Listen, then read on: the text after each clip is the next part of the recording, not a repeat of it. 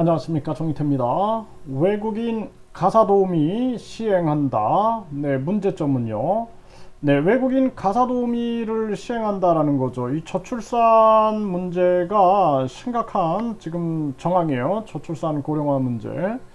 그래서 이제는 어쩔 수 없이 외국인들을 유치할 수밖에 없다라는 게 이제 정부 입장이죠. 이 저출산 문제가 해결 기미가 안 보이는 거예요. 많은 사람들이 결혼을 아예 이제 기피해 버리는 거죠. 결혼 출산을. 그러다 보니까 이제 외국인 가사도우미를 시행하겠다.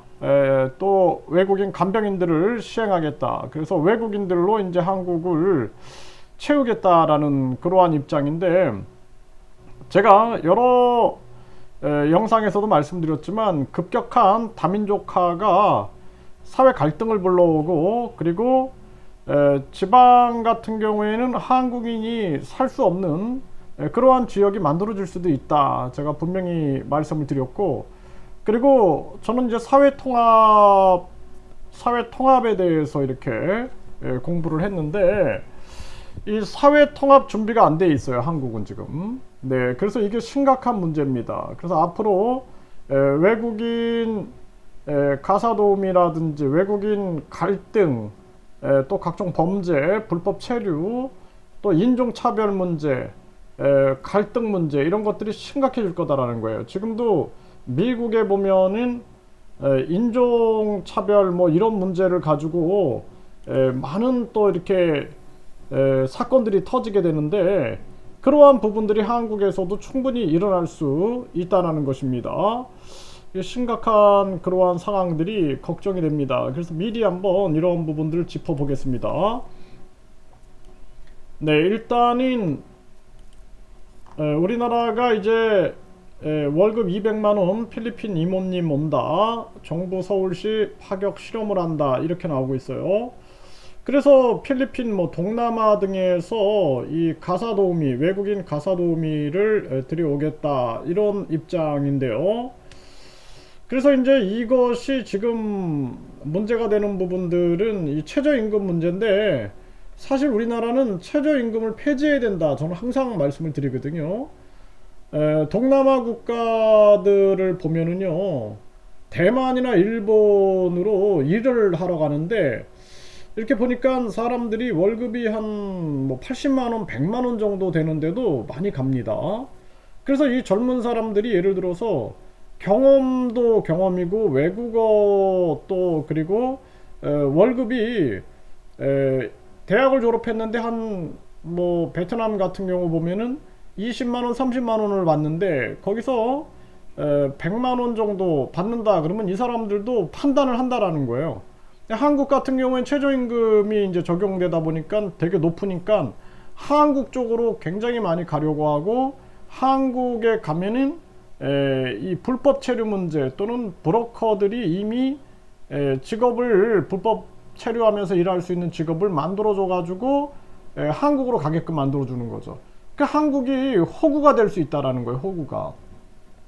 그래서 이거는 서로 뭐 우리가 뭐 예를 노예 무역하듯이 사람들 잡아다가 무역하는 게 아니라, 그분들이 판단해 가지고 내가 최저임금이 없어 한국에, 그리고 국민 권익금 제도가 있어요. 그래서 국민들에게는 국민 권익금을 주는 거예요. 그래서 외국인들도 뭐 우리나라의 국익에 도움이 되고 훌륭한 외국인들은 국적을 받게 되면은 국민 권익금을 받을 수가 있는 거죠. 이런 식으로 가야 된다, 저는 그렇게 보고 있는 거예요. 최저임금을 빨리 없애야 된다. 그렇지 않으면 국제 호구가 되는 거예요. 그래서 대만에는 80만원, 100만원 주는데도 간단 말이죠. 당연히 본국에서 받는 월급의 4배, 5배 되니까 가고, 일본에 뭐 연수생이다 뭐 이런 식으로 해가지고 일본 쪽으로 가요. 가서 보면은 일본도 80만원, 100만원 막 이런데도 일본 쪽으로 많이 갑니다.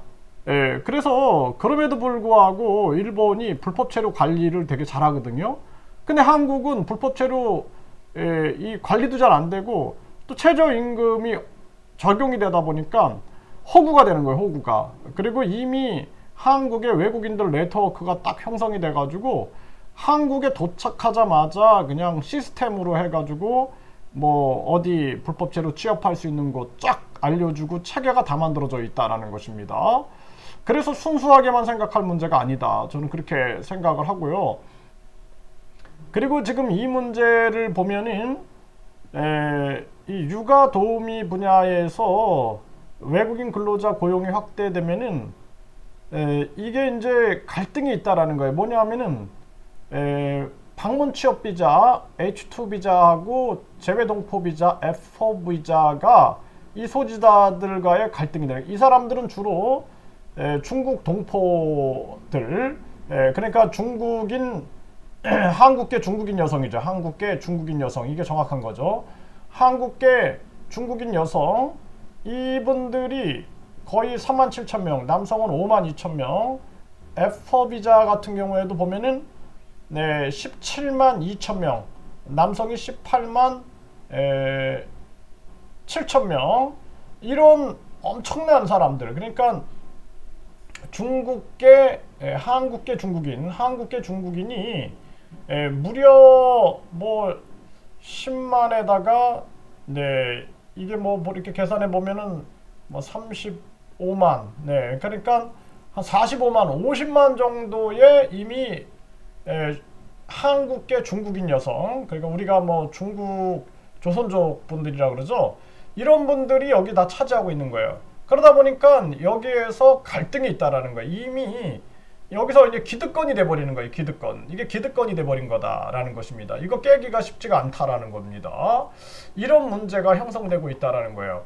그래서 이거 냉철하게 판단해야 될 문제. 그래서 일단은 이건 다변화하는 건 맞다. 저는 그렇게 봐요. 너무나 중국인 위주로 돌아갈 것은 아니다.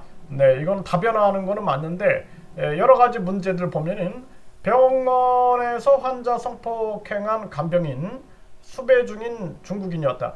그러니까 이 간병인 문제도 뭐 이런 병원에서 환자 성폭행 이런 문제들도 터질 수 있다라는 거예요. 이게 이제 팩트잖아요, 팩트. 불법 체류 외국인 성매매 알선 일당 검거. 불법 체류로 가고 이제 이게 성매매로 이어질 수 있는 이러한 부분들. 불법 체류자는 41만 4천 명, 역대 최대다라는 거예요. 전체 체류 외국인 233만 명이다. 그러니까 41만 4천 명. 이게 이제 100만까지 갈 수 있다. 저는 그렇게 보고 있고, 법무부 직원이 1,000만 원 받고 비자 장사하고 있다. 이런 게 지금 이 완전 단속을 해야 돼요. 그런데도 이게 계속 터지거든요. 그런데 이게 고질병이다. 저는 그렇게 보고 있고, 보이지 않는 곳에서는 이러한 부분들이 사실상 비자 이권이 있다라는 거예요. 비자 이권. 이걸 우리 국민들이 보셔야 됩니다.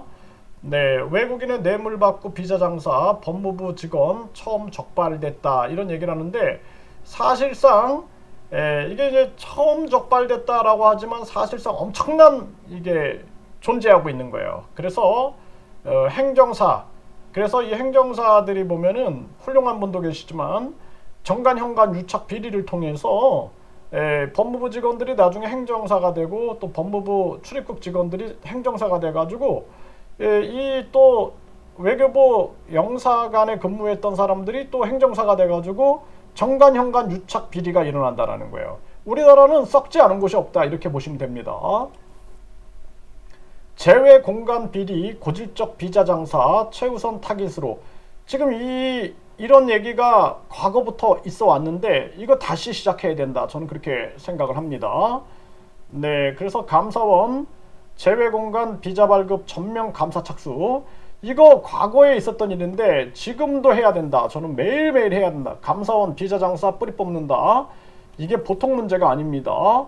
영사관 브로커 짜고 동포에게 비자 발급 장사, 이게 계속 과거부터 고질병이다. 홍콩에서도 동포 상대 비자 장사, 이게 계속 일어나 왔던 일이에요. 나라 망신시킨 비자 장사 외교관. 이런 일이 비자 이권 목적 의도적 접근, 그러니까 비자 이권 목적으로 의도적으로 접근해 가지고 외교관들에게 미인계를 쓰는 그런 사건들도 터진다라는 것입니다. 비자 이권 목적 의도적 접근했다. 이러한 사건들 계속 터져 왔던 거예요. 네, 여기도 보면은 주 베트남 한국 대사관 영사 비자 장사하다 검찰에 구속. 그래서 한국은 이 미국 영사관 직원들 비자 발급 대가로 돈과 섹스를 했다. 이거 보세요. 이 미국도 이런 일이 터진 바 있다라는 것입니다. 이게 한국이나 이 고질병이에요. 왜냐하면 이 비자 장사가 돈이 되니까 이쪽으로 사람들이 몰려가는 거예요. 영사가 비자 장사를 하다니, 네, 이러한 부분들이 계속 터지죠. 비자 장사 주 베트남 전 영사 징역형을 받았다라는 것입니다. 네, 불법 체류자 성범죄, 폭행, 절도, 다시 외국인 범죄에 긴장하고 있다. 네, 서울, 부산 히치하이킹 실패, 인종차별 당했다. 외국인 커플 문매 해가지고 이런 뭐 이제 외국인 차별 문제부터 갈등이 심각해지는 거죠. 왜 딴 남자 만나 같은 국적 외국인 폭행한 불법 체류자 입건 이런 사건들이 계속 터지고 있는 거죠. 그래서 이 지금 우리나라가 이제 외국인 가사도우미 하면 순수하게 그냥 외국에서 이렇게 가사도우미 하러 오시는구나 이렇게만 생각하면 안 돼요. 저도 처음에는 그렇게 생각했는데 이게 비자 장사부터 시작해갖고 외교관들, 그래서 대사관 영사관에서 비자 장사부터 시작해서 브로커들에 의해서 돈 거래가 이루어지고 있고, 또 한국에서 이미 외국인들이 네트워크 공동체가 형성이 돼 가지고 여기서 모든 직업 소개라든지 각종 불법 체류에 대한 또는 각종 범죄에 대한 이러한 사건들이 진행되고 있다라는 부분들을 인식 안 할 수가 없다라는 것입니다. 이런 부분들이 계속 폭넓게 연결돼 있다라는 것을 우리가 생각을 해야 되고, 앞으로 이 굉장히 많은 갈등 문제가 생길 거예요. 한국이 사회 통합 준비가 안 돼 있다. 저는 그렇게 보고 있고, 외국인 갈등 문제는 심각한 사회 문제로 대두될 것이다. 이렇게 분석을 하고 있습니다.